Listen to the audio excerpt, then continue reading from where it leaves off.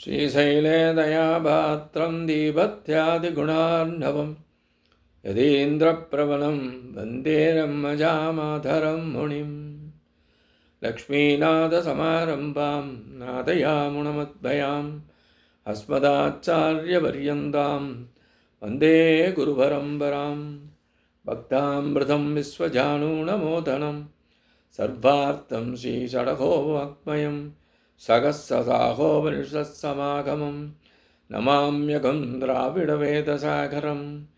திருவழுதினாடென்றும் தென்குருகூரென்றும் மறுவினியவன் பொருளென்றும் அருமறைகள் அந்தாதி செய்தான் அடியினைய எப்பொழுதும் சிந்தியாய் நெஞ்சே தெளிந்து ஏய்த்த பெருங்கீர்த்தி ராமானுஜ முனிதன் வாய்த்த மலர்பாதம் வணங்குகின்றேன். ஆய்த்த பெரும் சீரார் சடகோபன் செந்தமிழ் வேதம் தரிக்கும் பெறாத உள்ளம் பெற. எம்பெருமான் திருவுருளாலே ஆச்சாரியன் அனுக்கிரகத்தாலே கடந்த பல தினங்களாக நம்மாழ்வார் அருளிச் செய்த திருவாய்மொழியினை நாம் அனுபவித்து வருகிறோம். இன்றைய தினம் அதன் தொடர்ச்சியாக நாம் காண இருப்பது முதலாம் பத்து, மூன்றாம் பதிகம், 10ஆம் பாசுரம். துயக்கருமதியில் நல் ஞானத்தொல் அமரரைத் துயக்கும் மயக்குடை மாயைகள் வானிலும் பெரியனவல்லன் புயல்கரு நிறத்தனன் பெருங்கலன் பெருநிலக் கடந்த நல்லடிப்போது அயற்பிலன் அலற்றுவன் தழுவன் வணங்குவன் அமர்ந்தே.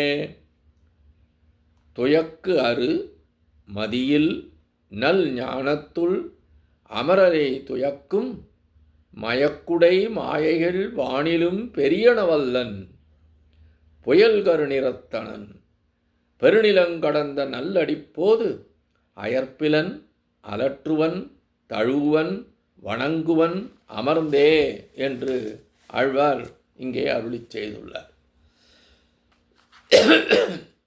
துயக்கருமதியில் கலக்கமற்ற உள்ளத்தில் பிறந்த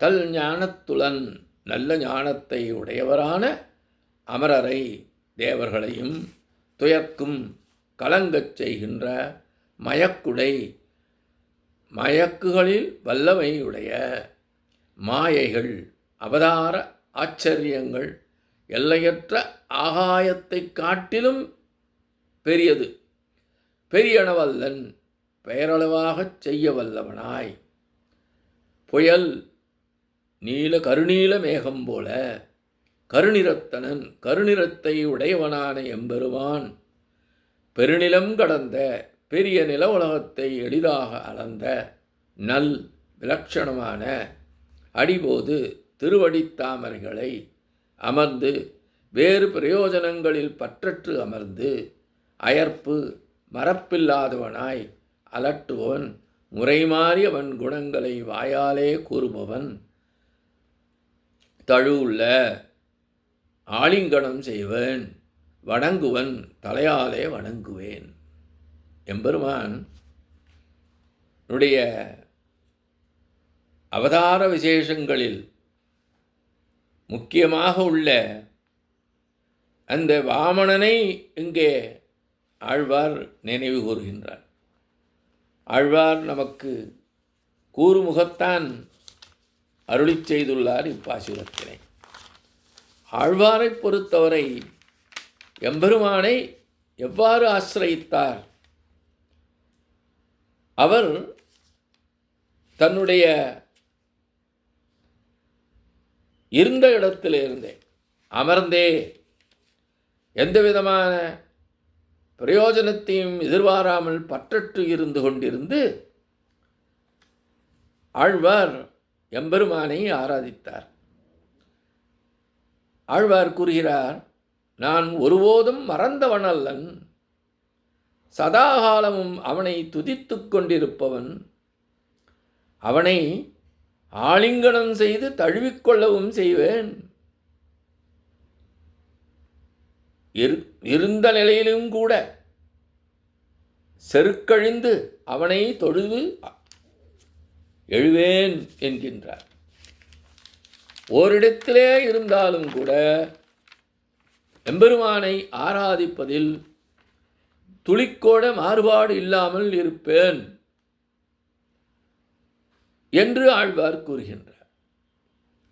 அதுவோ இதுவோ அப்படியோ இப்படியோ என்று ஐயங்கொள்ளுதலாகிய சம்சயமும், ஒன்றை வேறொன்றாகவே துணிந்து விடுதலாகிற விபர்யமும் இல்லாத மதியுடையராய் உள்ளது உள்ளபடியே உணர்ந்து கொள்ளத்தக்கவர்களான தேவர்களையும் கலங்கச் செய்யும் சக்தியுடையவனான் எம்பெருமான். அப்படி ஆச்சரியமான தன்மைகளுக்கு எல்லையில்லாதவன் எம்பெருமான். அப்படிப்பட்ட எம்பெருமானை ஆழ்வார் மனம், மொழி, மெய் என்ற முக்கரணங்களாலும் இறைவனை இடைவிடாமல் வழிபடுவேன் என்கின்றார். வேறு பலன்கள் ஒன்றையும் எதிர்பார்க்காமல் இருந்த இடத்திலிருந்தே அவனை வழிபடுவேன், துதிப்பேன், ஆலிங்கனம் செய்வேன் என்று கூறுகின்றார். இந்திராதி தேவர்களுக்கு ரஜோகுண தமோகுணங்கள் மிக்கச் செய்தேயும் சத்வகுணம் தலையெடுத்தாலும் அதுவும் அப்படியே கனத்திருக்கும்.